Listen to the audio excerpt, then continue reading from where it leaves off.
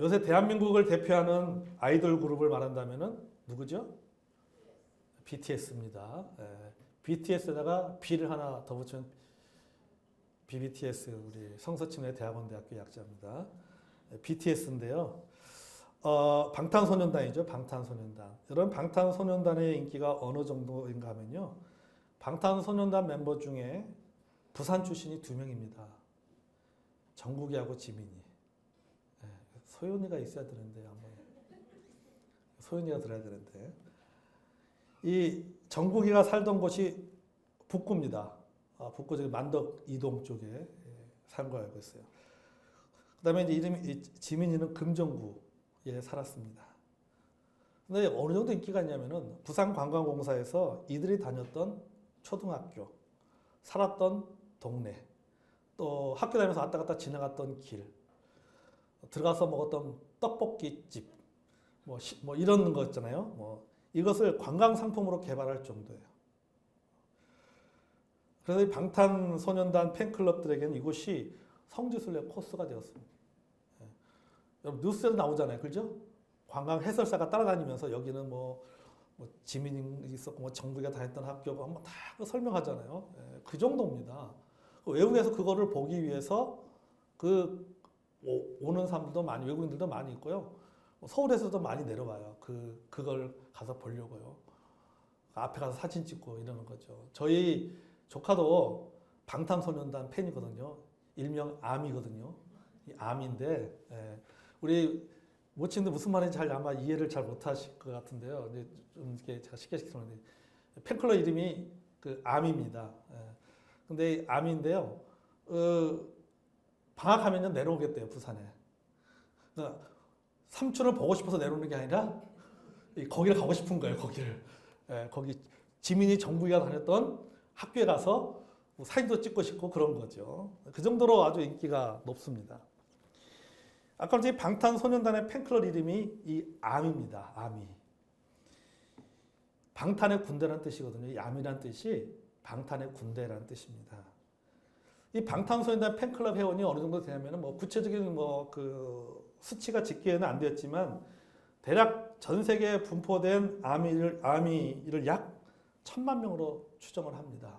그러니까 우리나라 인구가 약 5천만 정도 되잖아요. 5천만이라고 하니까는 1,000만 명이니까 5분의 1 정도가 방탄소년단 팬클럽이라고 하는 거죠. 팬이라고 하는 겁니다. 그러니까 이게 그냥 무작정 이런 수치가 나온 게 아니라요. 지역별 유튜브 조회수라든지 또는 SNS 방탄소년단과 관련된 SNS 사용량 이런 것들을 근거로 해서 빅데이터를 통해서 낸 결과가 한 1,000만 명 정도가 팬이다라고 이야기를 하고 있습니다. 연령대도 다양해요. 10대에서부터 40대까지 연령대도 다양합니다. 이 다양한 연령대의 아미들이 그들이 한 목소리로 말하는 것이 뭐냐면 우리는 친구 그 이상의 의미를 갖고 있다라고 하는 거예요. 다른 말로 하면 친구 그 이상의 의미는 뭐겠습니까? 가족인 거죠. 그러니까 너도 아미야? 나도 아미야는 가족이 되는 거예요. 그 정도입니다. 그래서 제가 이 자료를 찾아보니까요, 이 아미의 세계로 들어가는 방법이 험난하고도 어렵습니다. 거의 수능시험 치는 거예요. 여러분 보세요. 이 아미의 세계라는 것이 방탄소년단은 소속사가 관리하는 공식 인터넷 팬카페 이름입니다. 여러분 거기 팬카페에 들어가서요. 여러분 가입하고 싶어도 힘들어요. 누구나 방탄소년단을 좋아하는 사람들은 그 팬클럽의 회원이 될 수 있지만은 정회원이 돼야지 진정한 아미가 되는 거예요. 진정한 아미가 되는 거예요. 그러니까 재밌습니다. 1차 관문은 뭐냐면요. 그 팬클럽에 들어가서 1차 관문은 뭐냐면요. 팬클럽 정회원 인증을 받기 위해서는 일단 방탄소년단에 대한 애정을 확인할 수 있는 뭔가의 방법이 필요한 거예요. 그것이 뭐냐 하면요. 방탄소년단 노래를 듣고 있는 인증샷, 사진을 찍어서 올려야 돼요. 그 다음에 방탄소년단에 관련된 여러 가지 기사라든지 그런 내용의 SNS에 이걸 좋아요를 눌러야 돼요. 그러니까 좋아요를 여러 번 이렇게 눌러야 되는 거예요. 그것이 인증하는 절차입니다. 이 같은 절차가 마치면은 그 다음 게 더 어렵더라고 보니까요. 방탄소년단과 관련된 상식 문제를 풀어야 되는 거예요. 근데 이 문제가요, 수학 능력 시험입니다. 거의 수준이. 왜냐면요, 문제가 일주일마다 바뀌어. 문제마다. 그러니까 1년 전에 문제하고 지금 문제 똑같은 문제가 아니라 일주일마다 문제가 계속 바뀌는 거예요. 그 최근에 정의연 인증을 해서 출제된 문제 중에 보니까 이런 문제가 있습니다. 문제, 이제 1번 문제 보니까요. 방탄소년단의 기초 상식 문제입니다. 방탄소년단의 데뷔일은 언제입니까? 데뷔한 날. 근데 단 날짜를 2개 적는 경우 오답 처리. 양식 미준수 시 오답 처리. 이렇게 나와 있어요. 저 우영숙 선생님 몰라요? 소연이가 아미인데 몰라요? 엄마가 모르면 안 되지.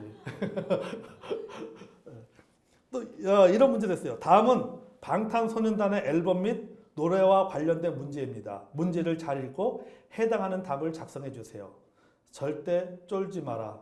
누가 뭐래도 넌 괜찮아라는 가사가 들어가는 곡 제목은 뭐 이런 것도 있고요.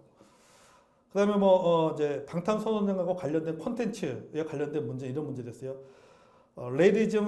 레니디즘 스페셜 스테이지 MBC 가요대전 2016년 BTS 방탄밤 영상 자막 중 무대가 끝난 후 어김없이 돌아온 땡땡땡땡 타임에서 땡땡땡에 들어갈 말은 이런 거예요. 그러니까 여러분 우리가 이해가 안 되잖아요, 사실은요. 이거 무슨 말인지 이해가 되잖아요. 저는 맨 처음 BTS 뭔지도 몰랐어요.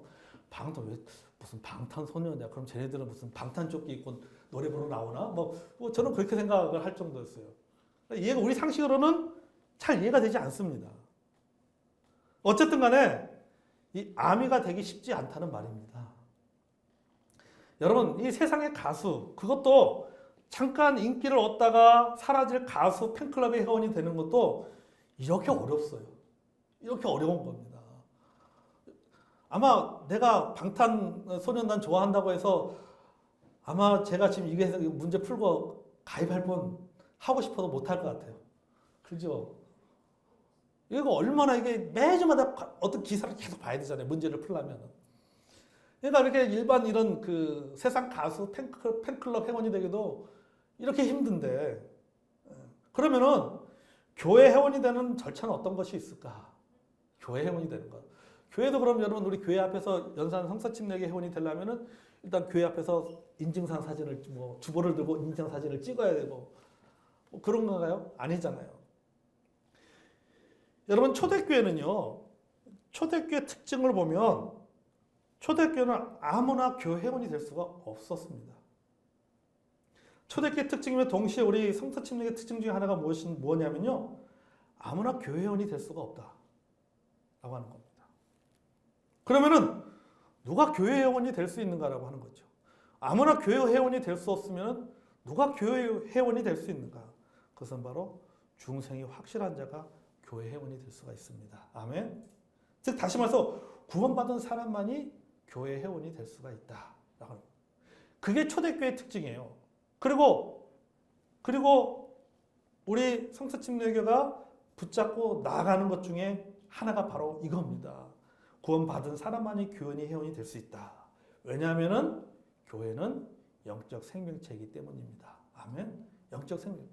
그래서 아무나 교회를 다닌다고 해서 교회를 10년, 5년 나오고 10년 나오고 30년 나온다 해서 교회 회원이 되는 게 아니라 교회를 단 하루 처음 나왔다 할지라도 예수 믿고 구원받은 사람이 교회 회원이 되는 겁니다. 아멘.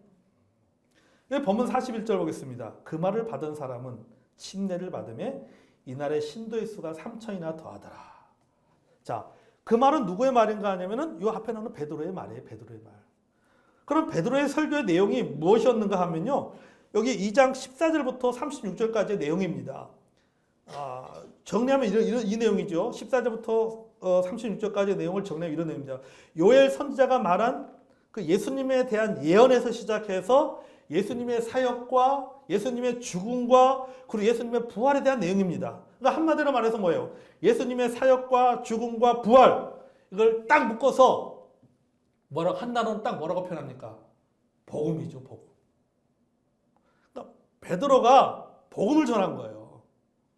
예수님께서 왜 이 땅에 오셨는지, 예수님께서 이 땅에서도 어떤 사역을 하셨는지, 왜 죽으셨는지, 예수님께서 왜 부활하셨는지, 그리고 어떻게 하면 구원받는지에 대해서 베드로가 이야기한 것입니다.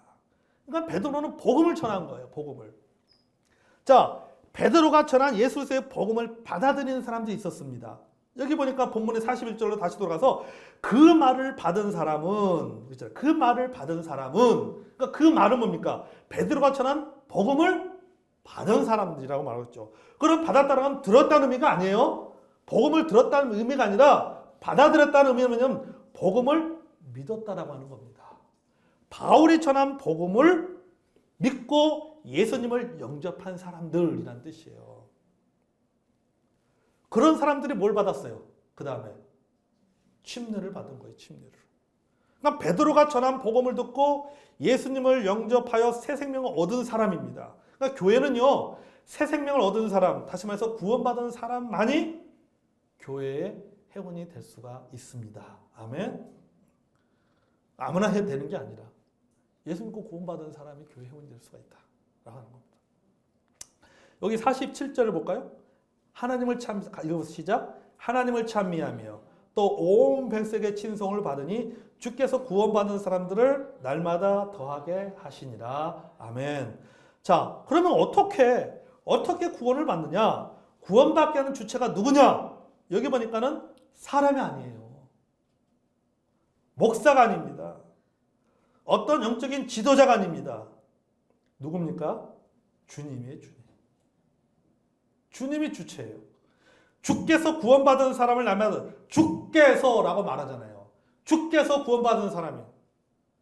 그러니까 구원은 누가 주는 거예요? 주님이 주는 거예요. 예수님이 구원을 주는 것이지. 목사가 주는 것도 아니고 다른 어떤 사람이 주는 것도 아니다. 주님이 주는 것입니다. 여러분, 과거에요, 이런 경우들이 좀 있었어요. 목사님께서 설교하고 나서 결신 초청합니다. 예수 믿고 구원받고 싶은 사람 손 들어 주십시오. 그러면 여러분, 옆에서 뭡니까? 그런 게, 옛날에 그런 일들 참 많았던 것 중에 하나는 뭐냐면, 이렇게 이제 자기 친구들을 교회 데리고 나오잖아요. 그죠? 옛날에 교회 많이 데리고 나오잖아요. 그러면 이제 목사님이 이제 설교를 다 초청합니다.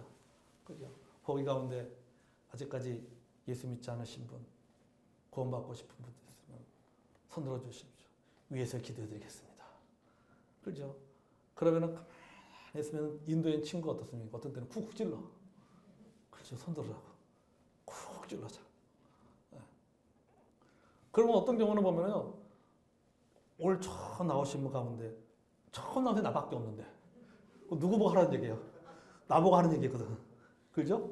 처음 나오신 분. 목사님이 계속 중간에 찬송 부르다 또 초청해. 그렇죠? 1절 부르고 초청하고 2절 부르고 초청하고 3절 부르고 초청하고. 그러니 손 안 들 수가 없는 거죠. 계속 나보고 구원받으라고 막 자꾸 손 들어요.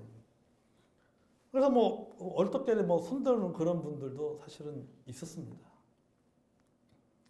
그러니까 손 들고 나오거나 아니면 뭐 상담을 하거나 또 영접 기도를 하거나 무슨 뭐 결심 카드를 쓰거나 하면은 구원 받았다고 합니다. 여러분, 아니죠. 여러분, 절차로 구원받는 거 아닙니다. 영접 기도했다고 구원받는다고요? 성경에 영접 기도하고 구원받는 말이 어디 있어요? 구령 상담했다고 구원받았습니까? 아니에요. 손댔다고 구원받았습니까? 아니에요. 새가족반 했다고 공부했다고 구원받은 건가요? 아니에요. 침례받았다고 여러분 구원받은 것입니까? 아니에요. 침례는 여러분 구원받은 사람이 받는 게 침례예요. 침례받았다고 구원받는 거. 여러분, 여기 38절 말씀에 여기 보면 보세요. 자, 베드로가 이르되 너희가 회개하여 각각 예수 그리스도의 이름으로 침례를 받고라고 말하였잖아요. 예수 그리스도 침례를 받고 제사함을 받으라. 침례를 받고 그다음에 뭘 받으라? 제사. 이 말 오해하면 안 됩니다. 침례를 받으면 제사함을 받는구나. 이게 아니에요. 그 당시에는요, 침례를 받는다라고 하는 것은 그것은 뭡니까? 구원받은 사람만이 침례를 받을 수가 있습니다. 그러니까는 뭐냐면은 침례의 꼴은 뭡니까?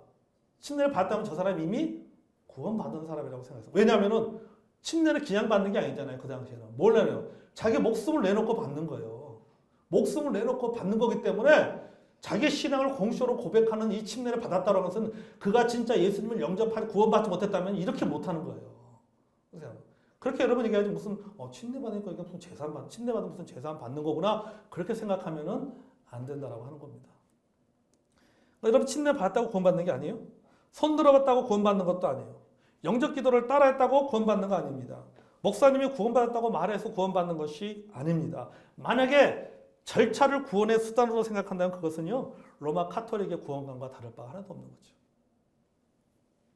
여러분 구원은 절차로 받는 것이 아닙니다. 구원은 믿음으로 받는 겁니다. 아멘. 믿음으로 받는 거예요. 믿음으로. 여러분 잘 알아셔야 됩니다. 구원은 뭐로 받는다? 믿음으로 받는 거예요. 구원은 성령께서 복음을 통해 우리에게 거듭나게 하실 때 이루어지는 거예요. 그러니까 내가 입술로 고백하는 것이 조금 부족해도 복음에 대한 분명한 믿음이 있으면 구원 받습니다. 아멘. 내가 부끄러워서 손을 들지 못해도 예수님의 십자가에 대한 믿음만 있으면요 구원 받는 거예요. 결국 구원은 절차의 문제가 아니라 주님에 대한 그리고 주님이 하신 일에 대한 그 믿음의 문제다라고 하는 겁니다. 믿음의 문제예요. 구원은 믿음으로 받는 겁니다. 구원은요. 이 입으로 구원받는다고 하면요 말 잘하는 사람 구원받겠죠. 말 못하는 버벅대는 사람은 어떻게 구원받을 수 있겠습니까? 어떤 분들은 그런 분 있잖아요. 마음은 온유한데 입술이 안 따르는 분들이 있단 말이죠. 그렇죠. 마음은 내 예수님 고백하고 믿는데 이게 입으로 잘 이렇게 고백이 안 되시는 분도 있어. 그러면 그 사람들은 구원받지 못한 거냐? 아니죠. 여러분 하나님 입술에 나오는 고백이 아니라 뭘 보시는 겁니까? 그 마음 보는 거예요. 마음을 보는 거죠.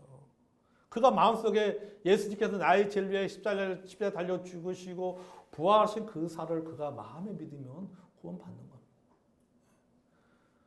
여러분 성경에 보면 로마서 말씀에 마음으로 믿어 의에 이르고 입으로 신하여 구원에 이른다라고 했잖아요.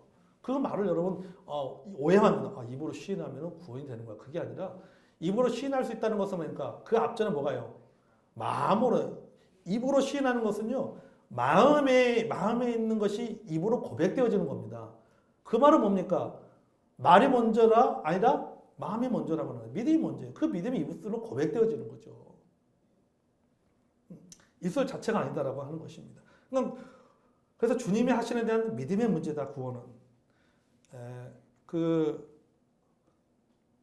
고 오카노 목사님이 이런 말을 했어요. 불신자는 교회 밖에 있는 것이 아니라 교회 안에도 있다고 했어요. 그럼 왜 교회 밖에 있는 불신자가 교회 밖에 있는 것이 아니라 교회 안에도 있다라고 왜 이런 말을 했을까? 이 말은 뭐냐면 교회 다니지만 구원받지 못하는 사람들이 있다라고 하는 것이죠. 그러니까 이분은 이 오카노 목사님은요, 이 한국 교회의 잘못된 모습을 알고 있었어요. 그냥 교회 나오면은 뭐 새가족 등록하고 무슨 뭐 과정 받고 그 다음에 조금 지나면은 뭐 세례 받고 그 다음에 또 뭐 조금 지나면은 뭐 집사 직분 받고 뭐 이렇게 이런 사람들이 많았다라고 하는 것이죠. 그러니까 그런 부분에 대해서 지적을 하는 거예요. 쉽게 말하면 거듭나지 않고 교회를 다니는 사람들도 많은 모습을 보면서 그걸 지적한 거예요. 교회 밖에만 불신자가 있는 것이나 교회 안에도 불신자가 있다라고 얘기한 거죠. 저는 우리 교회 성도들 가운데 교회 안에 불신자가 없기를 진짜 바랍니다. 없기를 바라요. 니고데모가 나이 30살이 될 때까지 그가요 율법 학교에서 훈련받은 바리새인이었습니다. 니고데모는 바리새인이죠. 유대인의 관원이었습니다. 그 다음에 랍비였습니다. 가르칠 수 있는 선생이었죠. 성경도 잘 알고 있었고 종교적 관습에도 익숙하였고 세상의 정치도 잘 아는 관원이었습니다. 그러니까 지금으로 말하면은 니고데모는 모태신앙, 그 다음에 교수, 세상으로부터 존경받는 인격자. 그렇지만 거듭나지 못한 종교인이었어요. 니고데모가. 여러분 우리 주변에도 착하지만은 거듭나지 못한 사람들도 있습니다. 그렇죠? 인격적으로 진짜 훌륭한 사람들 많습니다. 불신자들 가운데도. 오히려 오히려 그리스도보다 더 인격적이고 더 좋은 성품 갖고 있는 사람 많이 있어요. 그렇지만 그 가운데에서도 그렇지만 구원받지 못하는 사람들도 많이 있는 거죠. 어떻든 여러분 이 니고데모 같은 경우는 그런 경우죠. 자, 여러분 아직도 교회 다니는 사람들 가운데도요 이런 사람들 많습니다. 니고데모 같은 사람들 많아요.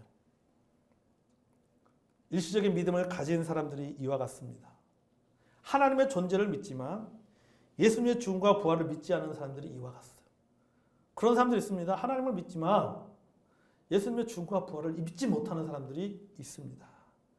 지적인 동의를 하는 사람들이 이와 같아요.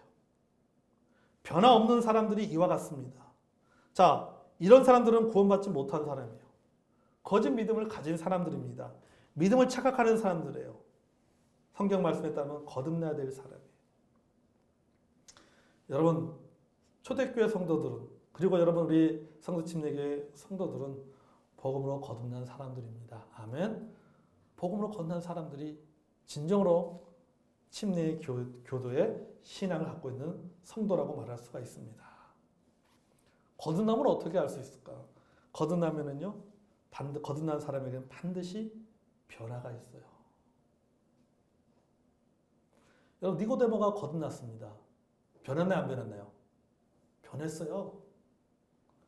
바울이 거듭났습니다. 변했어요, 안 변했습니까? 변했습니다. 구원받으면요, 반드시 변화가 일어나는 거예요. 침례교 신학자 스트롱은 이렇게 말했어요. 중생은 즉각적인 변화이다. 중생은 점진적으로 서서히 이루어진 일이 아니다. 라고 얘기했습니다. 이 말은 뭐냐면요. 변한다라고 하는 것이죠. 구원받았다고 하면요. 몇 년이 지나도 구원받았다고 하면서 몇 년이 지나도 내적 외적 변화가 없다면 그것은 구원받은 것이 아니에요. 여러분 변화도 내적 변화 있고 외적 변화가 있잖아요. 내적 변화는 예수 믿고 구원받는 순간 일어나는 것이 내적 변화입니다. 그렇잖아요. 죽었던 영이 살아나는 겁니다. 그래서 우리는 그것을 뭐라고 말해요? 새 생명이라고 하잖아요. 새 생명이라고 하죠. 우리 지난 금요일 예수 제자학교 하면서 세 가지 죽음에 대해서 얘기했습니다. 무슨 즉각적 죽음. 그 다음에 두 번째 뭐죠? 첫 번째 즉각 죽음. 두 번째 뭐죠? 영이 죽는 거. 영적인 죽음. 그 다음에 또 영원한 죽음. 이같다고 했습니다. 육체적 죽음. 죄송합니다. 육체적 죽음이 있어요. 육체적 죽음 모두가 다 죽는 거예요. 한 번 죽는 사람에게 정하신 것이 육체적 죽음이잖아요. 그 다음 뭡니까? 영적인 죽음. 영적인 죽음 뭡니까? 몸은 살아있지만은 구원받지 못한 사람, 하나님과 분리된 상태에 있는 사람은 이 사람은 영적으로 죽은 사람이에요. 그래서 성경 말씀에 살아있다고 하지만 그것은 뭐예요? 살아있는 것이 하나 뭐예요? 죽은 자죠. 예수 믿고 구원받는다라고 하는 것은 뭡니까? 이 영적인 죽음에서 다시 살아나는 겁니다. 그 영적인 새 생명을 갖게 되는 것이죠. 그 사람이 갖게 되는 것이 뭡니까? 영원한 생명이죠. 그게 바로 영생이고 그 사람이 예수 믿지 못하면은 어떤 죽음에 들어가는 거예요? 영원한 죽음에 들어가는 거예요. 영원한 죽음. 여러분 이렇게 구원받았다라고 하는 건 내적으로는 이렇게 생명이 바뀌는 겁니다. 죽음에서 살아있는 생명이 되는 거죠. 외적인 변화는 시간이 걸려요. 사실은 외적인 변화는 시간이 걸리지만은 분명한 것은 뭐냐? 변화된다라고 하는 거예요. 아멘. 변화되는 거예요. 근데 내가 예수 믿고 10년, 20년 구원받았다 10년, 20년 변하지 않는다면 진짜 그거 의심해 봐야 돼요. 진짜 구원받았는 거. 종교적인 생활 습관만 변한 건 아닌가 생각해 봐야 된다라고 하는 것이죠. 여러분 구원은 반드시 변화가 따라옵니다. 우리가 잘 아는 고린도서 5장 17절 말씀 잘 알잖아요. 누구든지 그리스도 안에 있으면 새로운 피조물이다. 이전 것은 지나갔으니 보라 새 것이 되었다. 이전 것은 지나고 보라 새 것이 되었다. 이 말은 뭡니까? 변화되었다라고 하는 겁니다. 어디서? 그리스도 안에서 변화되었다라고 하는 거죠. 그 전에는 변화되지 못했는데 예수님을 믿고 나서는 구원받고 나서는 변화되었다라고 하는 것입니다. 다시 말해서 그 말은 뭐냐면은 구원받으면은 반드시 변화가 일어난다. 하면 변화가 일어나는 거예요. 여러분 우리 연산 성서침례교 회원은 아무나 될 수 있는 것이 아닙니다. 어떤 사람이 회원이 됐어요? 구원받은 사람. 아멘. 구원받은 사람이. 그럼 여기서 우리가 질문을 해봐야 되겠죠. 그럼 나는 구원받았는가? 그러니까 여러분, 우리가 진짜 여러분 자신에게 당신은 구원받았습니까? 라고 물어볼 때 미기적거리면은 고민 좀 해봐야 돼요. 여전히 미기적거린다? 아니, 그거 문제 있는 거 아니에요? 당신 구원받았습니까? 라면은 확실하게 탁! 내가 비록 지금은 뭐 좀 하나님 보시기에 실망스럽게 살고 있어도 뭐 실망스럽게 사는 거하고 구원하고 또 다른, 나 구원받는 거 확실하다. 그렇게 말할 수 있어야죠. 그렇잖아요, 여러분. 우리 한번 손 들어볼까요? 자, 나는 예수 믿고 구원받은 분명한 사실이 있습니다. 난 구원받았습니다. 자신 있게 말할 수 있는 분 손 들어보십시오. 우리 손 못 드시는 분. 고민해 보셔야 돼요, 진짜. 고민해 봐야 돼요. 진짜 고민해 봐야 돼요. 둘 중에 하나입니다. 구원받았는데 헷갈릴 수도 있고, 진짜 못 착각할 수도 있고, 둘 중에 하나예요. 여러분, 초대교회도 그렇고 우리 교회도 마찬가지입니다. 여러분, 교회는 아무나 될 수 있는 것이 아니라 구원받은 사람, 거듭난 사람만이 교회 회원이 될 수가 있습니다. 아멘. 이것이 바로 초대교회의 특징이에요. 또 우리가 지켜나가야 될 교회의 특징 중에 하나인 것입니다. 그냥 교회 나왔다고 해서 교회 회원이 되는 것이 아니라. 그리고 어떤 분들은 교회 나왔지만 오랫동안 시간이 걸리는 분들이 있어요. 오랫동안 말씀을 들으면서 말씀 들어서 어느 순간 예수님을 믿어야 되겠다라고 결심하는 사람도 있습니다. 그걸 옆에서 우리가 막 해가지고 할 수는, 신앙이라는 것이 옆에서 막 강제적으로 한다고 해서 되는 것이 아니잖아요. 그러나 분명한 것은 여러분, 어떻든 간에 초대교회의 특징이 이렇고 우리 교회의 특징은 뭐냐? 우리 교회의 특징이 하나는 예수 믿고 구원받은 사람만이 교회 회원이 될 수 있다라는 사실을 여러분 꼭 기억하는 저 여러분이 되기를 원합니다. 아멘. 그러니까 그런 걸 비교하면은 우리가 다른 교회와 우리 교회를 비교하면 교회 회원이 되는 게 결코 뭡니까? 좀 까다롭다는 생각이 좀 들죠. 그러나 그거는 까다로울 수밖에 없어요. 왜 그렇습니까? 그 사람의 영적인 일생이 달릴 문제이기 때문에 그럽니다. 생명이 달릴 문제이기 때문에 그거는 어쩔 수가 없는 겁니다. 자, 여러분, 이런 우리가 교회에 내가 성도가 되어서 또 회원이 되어서 교인이 되어서 신앙생활을 하는 것에 대해서 여러분 감사하는 저와 여러분이 되기를 원합니다.